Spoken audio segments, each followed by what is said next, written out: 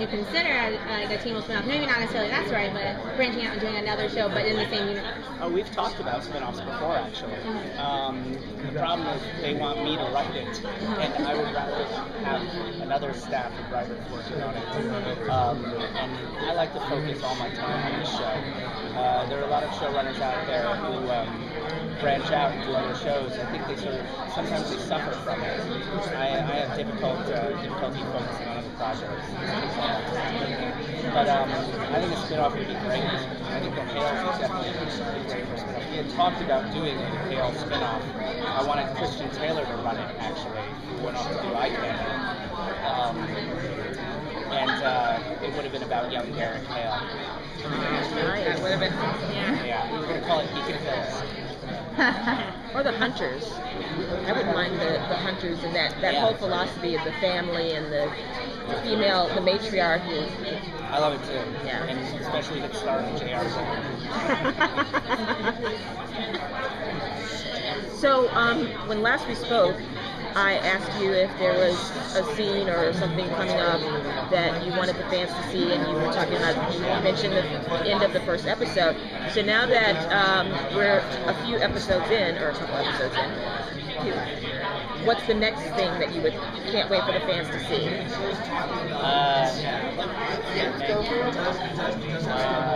I'm interested to see how they like episode 5. Episode 5, the story takes a big turn.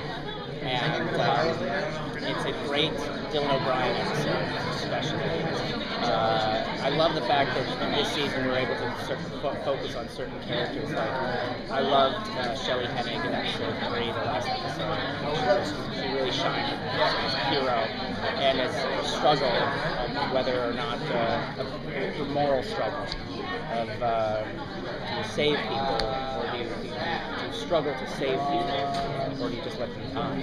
And her saving Tracy, trying to save Tracy, was great to play.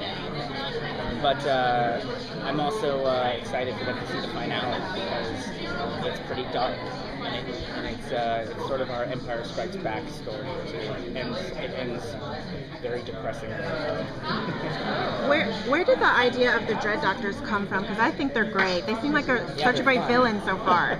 They came out of influences of like German World War II, gas masks, the whole steampunk aesthetic. I love steampunk. I love the Hellboy movies that are so beautifully designed. This season was sort of, we pitched it as sort of our Island of Dr. Moreau season, so we always knew that we wanted to do a kind of science meets the supernatural season. And we set our effects artists to designing them, and it was our way of doing science, but not without test tubes and things like that. I never wanted to do a show where there were werewolves in cages. I wanted to be a little bit cooler than that, a little bit more out there.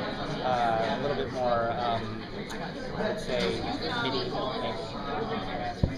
So I thought it was interesting that you brought another Canema back. What was behind that decision? You'll see, because it's not actually a Canema. It has elements of Canema, but there is a difference to it. So that all comes from the Dread Doctors. Yeah, so Dr. Dean was the one who mentioned, it seems like they're trying to rewrite the supernatural rules. Like, what can we expect to see them fiddle with throughout the season? Like, what's something a lot? Yeah. There's some big, interesting twists. You'll see some creatures that you haven't seen on Teen Wolf before. And the Parrish, are we going to find out more? Are we going to actually find out what he is finally? Yes, this season, yes. 5A, you will find out what he is. And everybody thinks they know. Parrish and Lydia, any developments in that relationship? They're definitely connected. And they're actually, I shouldn't say this. They have yes, you should. Go ahead. It's more than a romantic interest that connects them. But there is a romantic interest there. Yes, I think they're sort of drawn to each other. And speaking of Lydia, that first episode we saw her using some martial art fighting moves with her powers. So like, how did you come up with visualizing that using the screams within fighting? It's a little bit of a way to. We knew that we wanted Lydia to gain control of her abilities, and we also thought if we're going to take all these characters, if we're going to beat them up so severely, what happens? And Lydia gets to a point where she says, I can't be the one getting hurt. I need to learn how to protect myself. I need to learn how to fight. Coming up with the visuals, we decided that it had to be tied to the screen. It had to be a little bit power up her voice. I love the idea that she's in a horror show and she's the girl screaming, but the scream is her power. You know? That's fun to turn that around.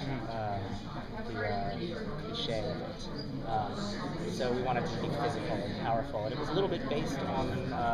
We'd always left the effect where Jennifer Blake slams her hands against the door and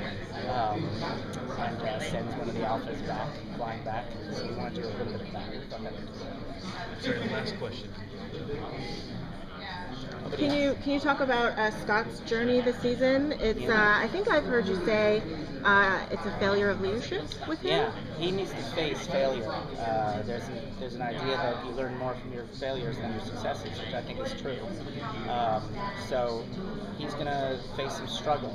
He's gonna have members of his pack question people like Styles and people like Liam, and they're not so sure he has all the answers anymore. He gets to a point where he isn't sure anymore either, and it's one of those issues where you see it in the trailer where you notice something has changed. You notice the feeling of your friends get to over your friends sort of start to pull apart, and you don't know how to fix it, and you start to wonder, is it you?